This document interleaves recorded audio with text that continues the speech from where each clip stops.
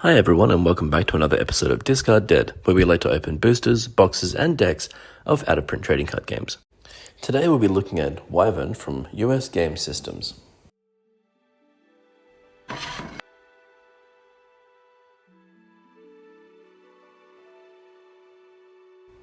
As usual, let's take a look at the cards we'll be playing with. There are 4 different cards that are used in Wyvern: Dragons, Terrain, Treasure and Action cards. Each of these have common features such as their name on the top right, the card type on the top left, artwork in the middle and any card details in the text box below that. Dragon cards are red and feature fantastic beasts. They each have a strength value which is referred to by some cards and is used in battle to determine victory. Note, a dragon's cost is the combined value of the dragon's strength as well as any gold piece symbols printed on the card.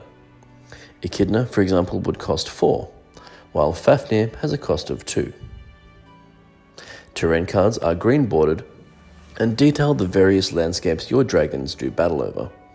Some have a few beneficial effects to support your forces, and many can hinder or harm your opponents. Some dragons have the ability to prevent these, but we'll look at that a bit later. Treasure cards have a golden yellow border and are magical or valuable possessions to bolster your dragons. And the purple bordered action cards allow you to change the way certain dragons fight, grant you boons, or even turn the tide of a losing battle. Some can even call dragon slayers to aid you.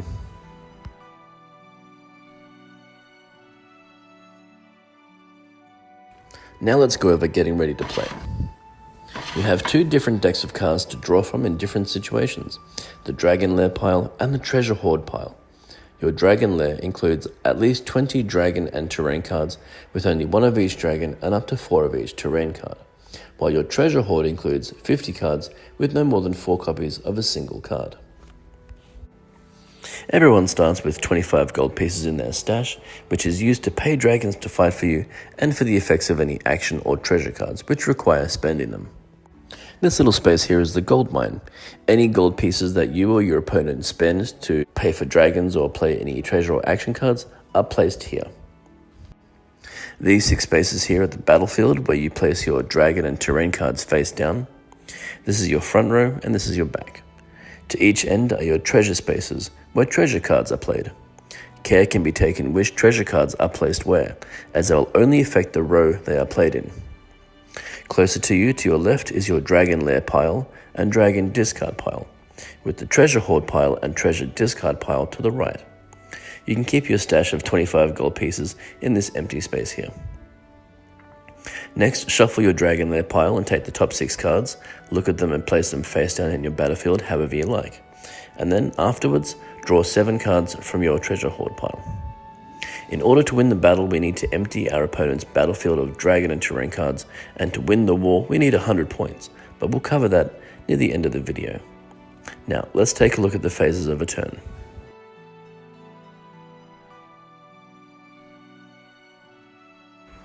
Simply take the top card of your Treasure Hoard pile and put it into your hand.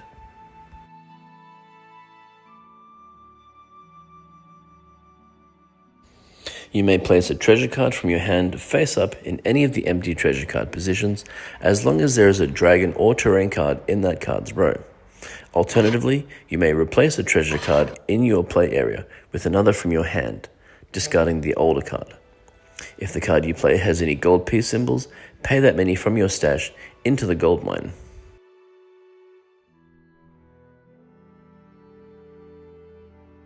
You may now change the positions of any 2 cards in your play area, as long as they are moved to spaces that can hold them.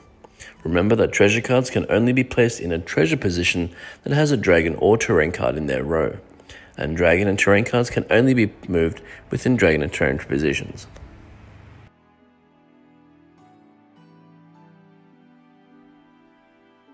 Players may now play any amount of action cards, starting with the player whose turn it is, and continues until both players pass.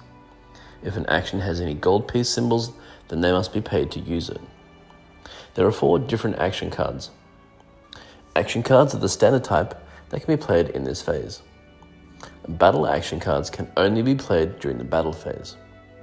Dragon Slayer action cards can only be played during this action phase, and only one may be played during your turn to target a face-up card the Dragon Slayer can affect. For example, Beowulf kills any dragon of 0 strength or less. Beowulf cannot be played against a dragon that has a strength of 1 or higher. Another Dragon Slayer card, St. George for example, can be played to destroy a treasure card. If you play a Dragon Slayer action card, you must skip your battle phase. Treasures that affect a dragon card's strength in terms of defense are considered when as the dragon is defending against the Dragon Slayer, and treasures that give something to the winner or loser of a battle do not apply when a Dragon Slayer is played, as this is not considered a battle between dragons. Finally, reaction cards are played in response to certain conditions which are stated on the cards themselves. Many treasure cards can be used during the action phase, and those cards will detail when certain effects can be used.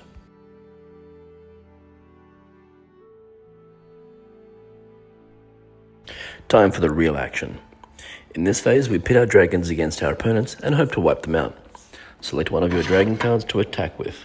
If it is already face up, simply announce it is attacking. If it's face down, flip it up and pay an amount of gold pieces equal to the dragon's strength, plus any gold piece symbols printed on it. For example, if you wanted to pay with Panlong, you must pay 1 gold piece, 0 for his strength and 1 for the symbol on his card. If a face-up dragon gets turned face down again, you may put a marker on it to show you've already paid for it. Any gold pieces spent on dragons are placed in the gold mine. Dragons can attack 1 row away, but dragons with flying can fly over 1 row to attack the behind them. If your dragon is without flying and it's in the back row, it cannot attack, but it can if it's in the front row. If a dragon with flying is in the back row, it can go over to your opponent's front row or to the back if they're in the front. If your dragon has subterranean, they may only attack 1 row away, and if they have super flyer, they may attack anywhere from any position, even from back row to back row. When you attack with a dragon, you may attack any appropriate face down or face up card. If a dragon is attacked and flipped face up, but the owner doesn't have enough gold pieces to pay, it is immediately discarded and the attacker is considered the winner. It is then replaced with another face down card from the dragon lair pile. If the battle is a dragon versus another dragon, compare the strengths of each, including any effects from treasure cards that affect strength. The owner of the dragon with the lowest strength may now play any battle action cards from their hand. If both dragons have the same strength, the defender is considered the loser and gets to play battle action cards first. Battle action cards may continue to be played until neither side can or wants to play more, after which the end result strength scores are compared. The lowest strength dragon is defeated and sent to the dragon lair discard pile, and the winner is returned to their attack position. If the battle is a dragon attacking a terrain card and the dragon is a scout, the terrain is immediately discarded. No matter what the terrain's effect is, a scout always defeats terrain and its effect is negated. If the dragon is not a scout, see if the terrain's effect applies to the attacker, such as if it targets flying dragons and the attacker does not have flying. If it doesn't apply, the terrain card is discarded with no effect. If it does apply, follow the card's instructions. Some terrain cards may lower a dragon's strength, for example. If it affects the dragon but does not kill it, attach the terrain card to the dragon and return the dragon to its face-up attack position.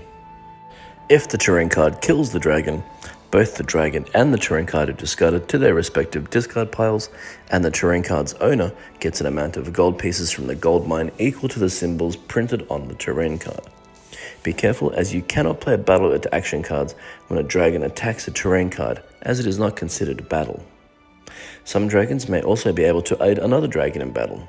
In this case, pay the cost for any dragon you add to the battle and then add together the strength of all dragons on your side who are participating. If you still lose the battle, all participating dragons are discarded. If you don't have any dragons to attack with, or you don't wish to attack, take 1 card from your battlefield, either a dragon or terrain, and put it into your dragon lair discard pile, and then replace it with the top card of your dragon lair draw pile.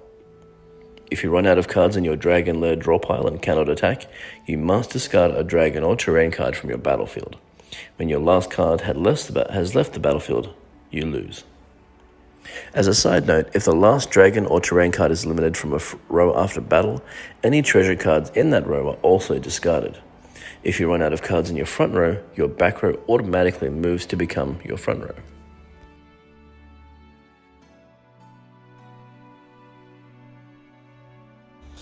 This phase operates exactly the same as the first action phase, except that you cannot play a Dragon Slayer card.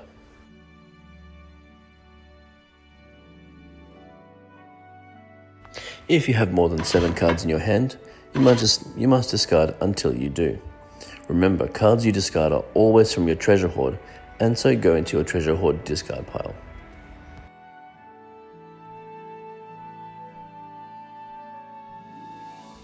As I said previously, when you clear the last of your opponent's dragon and terrain spaces in the battlefield, you win the match, but not necessarily the game. At the end of the game, you get a number of points to tally up depending on your victory. If you win the match, you score 25 points, as well as 1 additional point for every gold piece left and 1 point for each card in your dragon and terrain spaces. If you lose, you score points equal to half of the remaining gold pieces. Matches continue until a player has reached 100 points. Alternatively, you may decide to play a certain number of matches, with the overall winner being he who has scored the highest amount of points.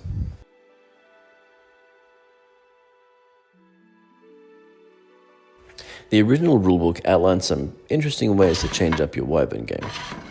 One was for both players to use only 1 set of draw piles with an increased size, 30 for the Dragon Lair pile and 70 for the Treasure Hoard pile or something like that. Other ways to play include increasing the dragon and terrain spaces to 8 instead of 6, and 8 treasure card positions, or playing with 3 rows instead of 2, or perhaps starting with 30 or more gold pieces for a higher powered game. You may instead wish to play a quicker game involving only 1 row, or 4 dragon spaces instead of 6.